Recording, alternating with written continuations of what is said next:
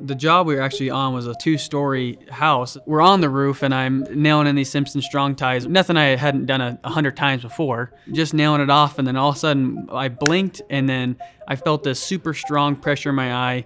What I had thought happened was the gun came back and just smacked me right in the face, almost like a punch, basically. And I'm sitting there just confused, and of course I'm bleeding out of my cheek or whatever. I got off the roof and got down on the ground, and I remember just being so mad because I didn't want to look like a fool for what happened. So then I finally called him. After a little while, I said, well, let's just FaceTime so I can look at it. And the way he described what happened and then the cut of his face does not match the amount of pain that he's in. So I'm thinking, okay, that's weird. Maybe he broke his cheekbone or something. And he decides, okay, I'm gonna come out to you. Just gonna come pick you up. We get over to the urgent care off 10 Mile. When I tried to get out of the car and walk, it was like my legs were just jello. I had no stability. He was hanging on to me. The doc comes in and starts to kind of give me the eye test to follow your finger back and forth and up and down. And I can tell this eye is working, but I didn't know what was going on over here. And I was standing behind Danny, so I couldn't see his eyes, but I could see Dr. Yakeley. And I was watching Dr. Yakeley's face as he's trying to,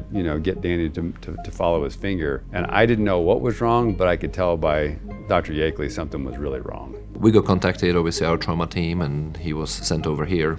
He thought the back of the gun just scratched his cheek.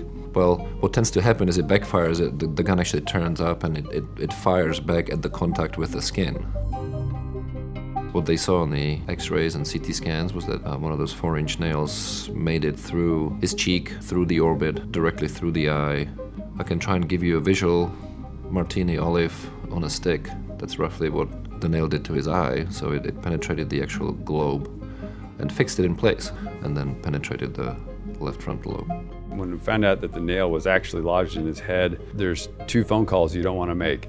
One's to his mom to tell her this is what's going on, and the other one was to his new wife. But you contrast that with them when we got to the trauma center, how comforting and confident and the expertise and the precision with which that trauma team worked was phenomenal. And then when Dr. Chutke came in, he was the ideal person. And the interesting thing is, since I've been in the medical profession for so long, I know all the neurosurgeons. And I called a neurosurgeon buddy of mine on the way to the trauma center. And I said, hey, this is what's happened. Are you on call? What do you think? And he said, well, hang on a second. And he looked up and found out that Andre was the one on call. And he said, Ed, I got to tell you right now, you have the best neurosurgeon taking care of your son. There's nobody better. He said, if I was in the situation that you're in today, that's who I'd want taking care of my son. He wasn't afraid to tell us, okay, this is what we're gonna do. This is what's gonna happen. These are possibilities that could happen, but I have faith that my game plan is gonna get it done and that what I'm prepared to do is gonna be successful. Obviously, we have a penetrating brain injury. The biggest concerns there that we injure blood vessels and then people bleed. We do a vascular scan to look at the blood vessels. Those were fine. There was no major blood vessel nearby. And then it's a matter of getting the nail out. And then you have to make sure you get the right tools, because removing a nail is not easy out of bone. I came to, and my parents and my wife were just telling me they were successful. They pulled it out. So it's right now you're looking really good. When they brought you back to the room and Dr. Chutke is standing there, you asked him, you said, how did you get it out? And he said, yeah, I got it out. Everything went really well. And you said, well, how did you get it out? And he said, well, I got the vice grips, which was true. He used vice grips. We got a picture of the vice grips. Mm-hmm. He said, I put my foot on your face and then just pulled it out. And so we were laughing our heads off at his description of that, and you laughed really hard. So then Dr. Chutke looked at us and said, well, he's got a sense of humor, so that's good. Yeah.